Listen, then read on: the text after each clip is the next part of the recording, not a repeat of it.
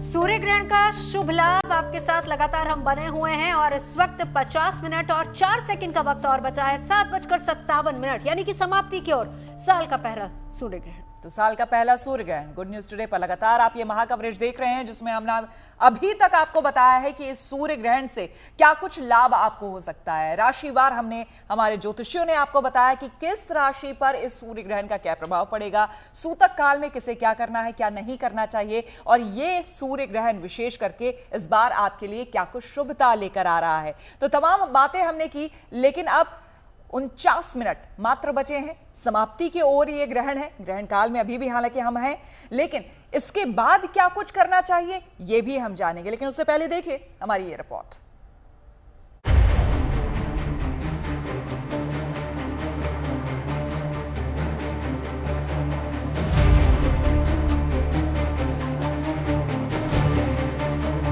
भारत में सूर्य ग्रहण दिख नहीं रहा तो इसका सीधा असर भी नहीं होगा, लेकिन ज्योतिष के जानकार मानते हैं कि सूर्य ग्रहण की घटना चाहे दुनिया के किसी भी कोने में क्यों न हो, इसका असर व्यापक रहता है, क्योंकि सूर्य तो एक ही है। बेशक सूतक नहीं लगने से मंदिरों के कपाट बंद नहीं हुए, गर्भवती महिलाओं के लिए भी चिंता की कोई बात नहीं, लेकिन सूर्य ग्रहण के आमतौर पर जो प्रभाव होते हैं उनसे बचने के लिए उपाय जरूर करने चाहिए। जानकारों के अनुसार ग्रहण काल के दौरान सूर्य देव या शिवजी के मंत्र का जाप करें, चाहे तो गुरु मंत्र का जप भी कर सकते हैं। इसके अलावा ग्रहण काल में विष्णु सहस्त्रनाम का पाठ भी किया जा सकता है और ग्रहण के बाद सूर्य संबंधी वस्तुओं का दान करना शुभ होगा।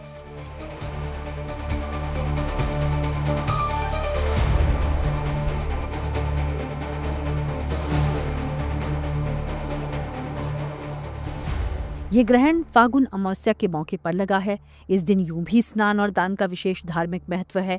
ये तिथि खासतौर पर पितरों के निमित्त संस्कारों के लिए समर्पित है। ऐसे में आप स्नान के बाद अपने पितरों की तृप्ति के लिए तर्पण, दान, श्राद्ध कर्म आदि कर सकते हैं।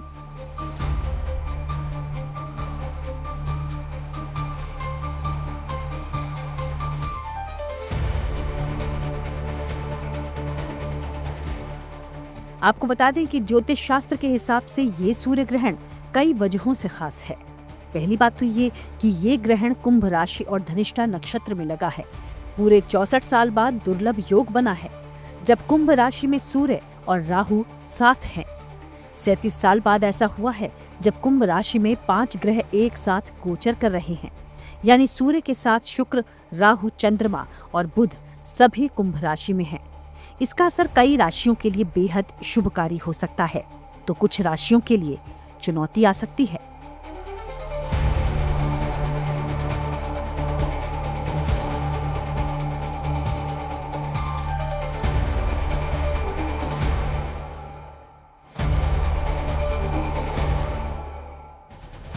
ये तो हुई सूर्य ग्रहण और उसके दौरान किए जाने वाले उपायों की बात। अब बताते हैं कि ग्रहण की समाप्ति के बाद आपको क्या करना है। दरअसल शास्त्रों में ग्रहण की समाप्ति के बाद शुद्ध का विशेष महत्व बताया गया है। धार्मिक ग्रंथ कहते हैं कि शुद्ध के लिए ग्रहण समाप्त होते ही स्नान करने की सलाह दी जाती है। स्नान के बाद सूर्य संबंधी चीजों का दान करने का महत्व बताया गया है। सूर्य ग्रहण के बाद गुड़, गेहूं, आटा या तांबे के बर्तनों का दान करना शुभ माना गया है और किसी भी मंदिर या धर्म स्थान में इन चीजों का दान किया जा सकता है। अगर कोई ग्रहण धरती के उस हिस्से पे जहां हम रह रहे हैं वहां दिखता है तो शुद्धि के लिए यह आवश्यक है कि पहले हम अपने घर की शुद्धि करें, मंदिर की शुद्धि करें, स्थान की मतलब शुद्धि करने के बाद फिर स्नान करें और स्नान करने के उपरांत जो भी दान दक्षिणा हम देना चाहते हैं वो दें और उसके बाद हम भोजन करें। जानकार मानते हैं कि सूर्य ग्रहण दिखाई नहीं देने से इसका प्रभाव भारत पर तो नहीं पड़ेगा, लेकिन सूर्य ग्रहण का राशियों पर प्रभाव कम से कम 3 महीने तक रहता है। इसलिए अगले 3 महीने ज्योतिष के नजरिए से बेहद अहम है। Bureau report, good news today. अच्छा, हम अभी एक सवाल श्वेता, हम अभी समाप्ति की ओर हैं, आप उस पर आगे बढ़े। मैं एक सवाल जल्दी से गौरव आपसे लेना चाहूंगी, संक्षेप में जल्दी से बता दीजिए, क्योंकि बहुत समय से ये सवाल पेंडिंग था हमारा, जब से हमारी ये चर्चा शुरू हुई है। आर्थिक स्थिति कैसी रहने वाली ओवरऑल, इस ग्रहण का असर क्या उस पर होगा? जी देखिए, बहुत अच्छा प्रश्न आपने पूछा है। पैसा है तो कहीं ना कहीं हमारी ज़रूरतें, चीज़ें कहीं ना कहीं पूरी हो ही जाती हैं।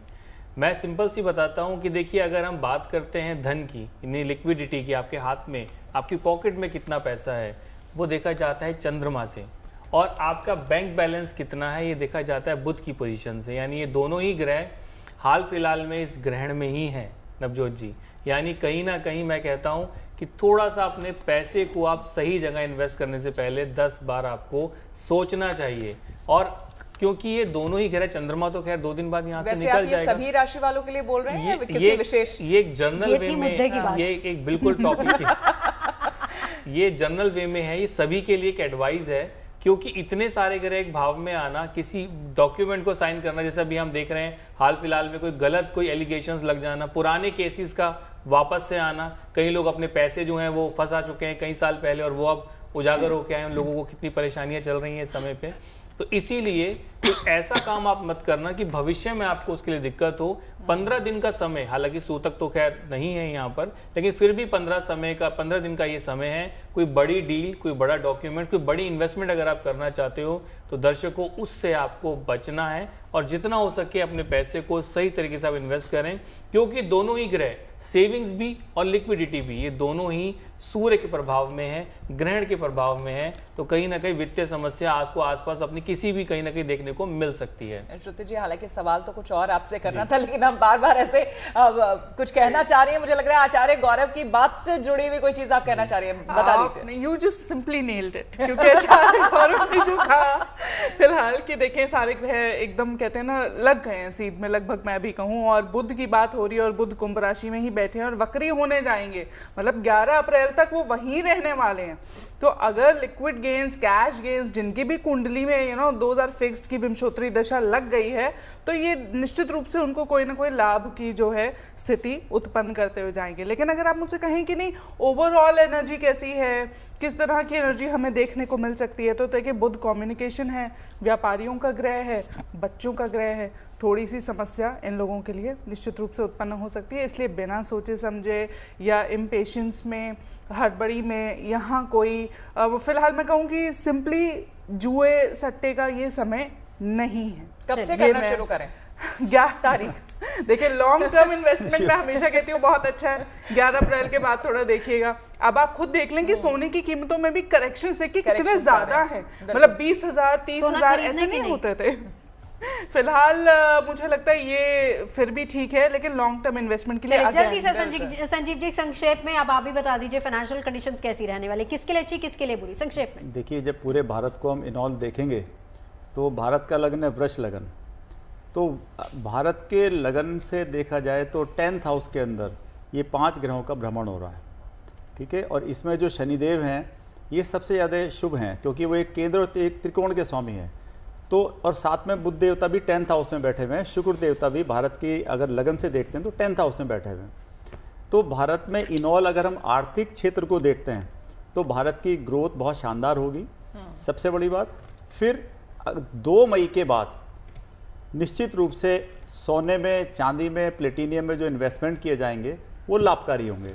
बट 18 मार्च 2026 तक किसी भी इंसान को म्यूचुअल फंड के अंदर या शेयर्स के अंदर या प्रॉपर्टीज़ के अंदर या किसी भी ऐसी जगह शेयर सट्टा अगर इसको हम बोलें तो किसी भी तरीके से इन्वेस्टमेंट को नहीं करना चाहिए। चलिए, ये बहुत बड़ी बात आपने कही। और जी इनऑल ऐसा कुछ नहीं होने जा रहा। इवन भारत की ग्रोथ अगर आप देखेंगे तो अच्छी खासी, मैं तो प्रेडिक्ट करूंगा कि 7.5 के आसपास जाएगी 31 मार्च तक। सरकार भी इससे अच्छा ही प्रेडिक्ट कर रही है। सरकार भी चाह रही है कि ऐसा ही ग्रोथ हमें देखने को मिले और रफ्तार से हमारे जो ग्रोथ इंजन है वो लगातार भारत का ऐसे ही चलता रहे और साथ ही साथ हमारा भी। खैर, बढ़ेंगे आगे, ग्रहण पर बात करेंगे। आचार्य गौरव यहाँ पर आपसे समझना चाहेंगे, देखिए ग्रहण को लेकर तमाम जितने भी पहलू थे उस पर हमने चर्चा कर ली। हमने ये भी जाना कि किस तरह से वेदों में, पुराणों में इसका जिक्र है और विज्ञान क्या कहता है वो भी हमने जाना। लेकिन अब जबकि हम बढ़ रहे हैं, मात्र 40 मिनट एक तरह से बचे हैं ग्रहण की समाप्ति की ओर।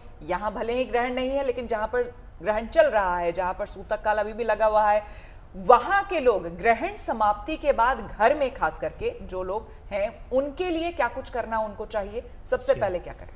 देखिए, सबसे ज़रूरी है कि शुद्धि करना। शुद्धि करने का तरीका सबसे अच्छा है, बहुत सरल तरीका है, वो है गंगा जल।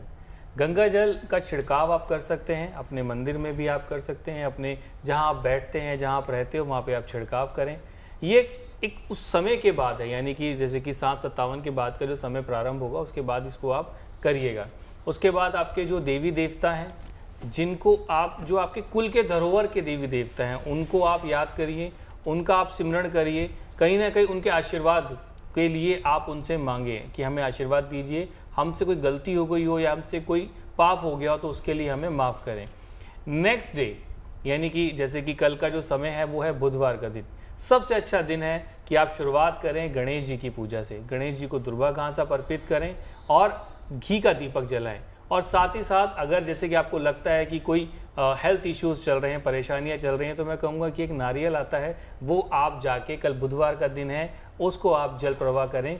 ये एक कार्य को करने का बहुत शुद्ध और बहुत सरल तरीका है। तो मेरा केवल यही मानना है कि सबसे अच्छा तरीका है कि गंगा जल का आप छिड़काव करें। स्नान करना है, थोड़ी सी कुछ बूंदे गंगा जल की उसमें डालें, स्नान करें, घर में छींटा लगाएं। और नेक्स्ट डे का मैंने आपको बताया, नेक्स्ट डे की शुरुआत आपको करनी है गणेश जी की आरती से। गणेश जी को आप, उनके लिए घी का दीपक जलाएं और एक नारियल, क्योंकि मैंने इसलिए बताया है ये कहीं ना कहीं बुधवार का भी दिन है और परिस्थितियां बैलेंस करने के लिए एक नारियल, जो जटाई वाला नारियल होता है, वो जाके आप जल प्रवाह जरूर आप करिए। श्रुति जी, ये बात तो हुई उन इलाकों की जहां पर ग्रहण का असर दिख रहा है। भारत में हम बार बार ये कह रहे हैं कि ना तो सूतक माने, ना यहाँ पर असर दिख रहा है, लेकिन फिर भी क्या यहाँ पर भी हमें कोई दान करना है? ग्रहण के बाद क्या कुछ कर सकते हैं? देखिए, हम यहाँ से भले ही ना दिखे, लेकिन हम इस बात को तो ज्योतिष के नज़रिए से नहीं नकार सकते कि सूर्य और राहु की युति तो बनी है, चंद्रमा भी वहाँ उसी कुंभ राशि में बैठे हैं, तो बाकी के ग्रह भी हैं, तो थोड़ा बहुत जो एक नेगेटिव इम्पैक्ट भी होता है, क्योंकि मून फिलहाल जो चंद्रमा है वो उसी राशि से गोचर कर रहा है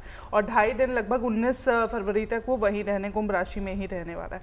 तो मैं कहूँगी चूँकि अभी ग्रहण भी था, हो ना हो इनके प्रभाव तो हम पर आते ही हैं, हमारी मानसिकता पे तो कम से कम पड़ते ही हैं। तो एक सांकेतिक स्नान, जैसे कहते हैं कि दाहिने हाथ में आप गंगा जल लेके चेहरे पे और शरीर पे वो छिड़क सकते हैं ज़रूर, अगर आपको बहुत नेगेटिविटी फील होती है। लेकिन मैं कहूँगी कि इस दौरान या इसके बाद भी आप मेडिटेशन ज़रूर करें, डायरी राइटिंग ज़रूर करें। देखिए, वो कम्युनिकेशन से जुड़ी है और इस समय बुध और राहु की जो युति है वो कहीं ना कहीं कम्युनिकेशन में डिसरप्शन भी या उसमें कोई रेवोल्यूशन भी लाता हुआ मुझे किसी तरीके से वो दिखता है। जैसे कोई यही ट्रेंड ऐसा कुछ वायरल हो जाए जो किसी को नागवार गुजरे, क्योंकि वहाँ पे मंगल की स्थिति भी है, तो वो एक कॉन्फ्लिक्ट क्रिएशन उस जोन में वो कराता हुआ दिखता है। तो आम आदमी के लिए हम कहें कि देखो उसके आसपास है तो देखो वाद विवाद की स्थिति होती है, तो इसलिए हम कहते हैं कि आप एक सांकेतिक स्नान लें, आदित्य हृदय स्तोत्रम का पाठ करें, ताकि आपके विचारों में जो है एक ठहराव आए और आप किसी भी वाद विवाद की या नेगेटिव सिचुएशन से जो है बच सकें। बिल्कुल संजीव जी, ये तमाम बातें जो श्रुति जी ने भी कही या फिर आचार्य गौरव ने भी कहा,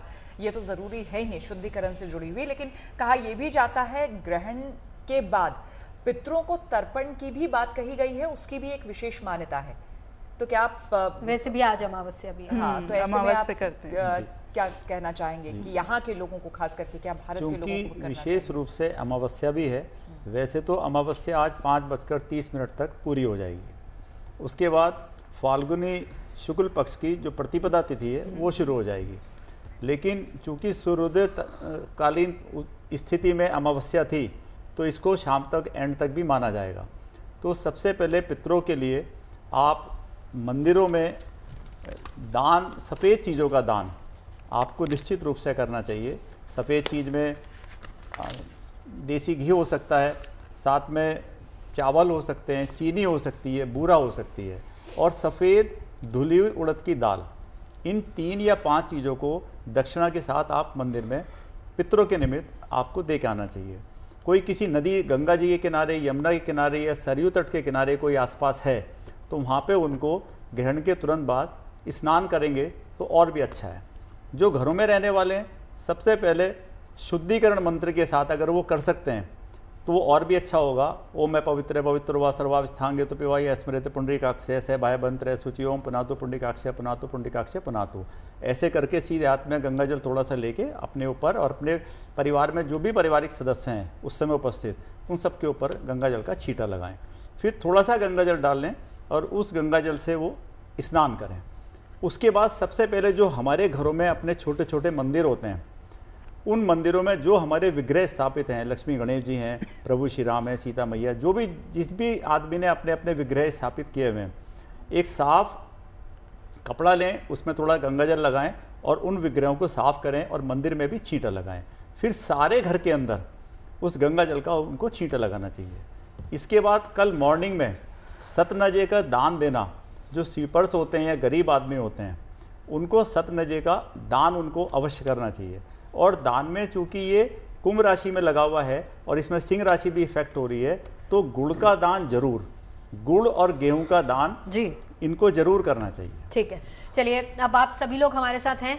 राशिवार आपको किस चीज का दान करना है इस ग्रहण के बाद? अभी शाम में कर सकते हैं या कल मॉर्निंग में कर सकते हैं? पहली 3 राशियां आचार्य गौरव, मेष, वृषभ, मिथुन। देखिए, सबसे पहली चीज़ तो मैं कहूँगा कि दान आप कोशिश करें कि आज का दिन आप अवॉइड करके नेक्स्ट डे, जैसे मैंने आपको कहा कि गणेश जी की पूजा के बाद, और ऐसा आचार्य जी ने कहा कि आप 7 प्रकार के अनाज को आप दान कर सकते हैं। मेष राशि की बात करते हैं जल्दी से। देखिए, सबसे अच्छा तरीका आपके लिए रहने वाला है कि गुड़ का आप दान कर सकते हो। इसके बहुत अच्छे रिजल्ट आपको मिलेंगे। कहीं ना कहीं आप अपने घर में सब लोगों को, जितने भी सदस्य हैं, कुछ पैसे आप हाथ में लें और गुड़ लेके सबके हाथ लगवा के आप उनके आशीर्वाद लेके आप कहीं ना कहीं जाके ये आप बाहर ये दान कर सकते हो। ज़रूरतमंद इंसान को पैसे भी उनको आप दे दीजिएगा।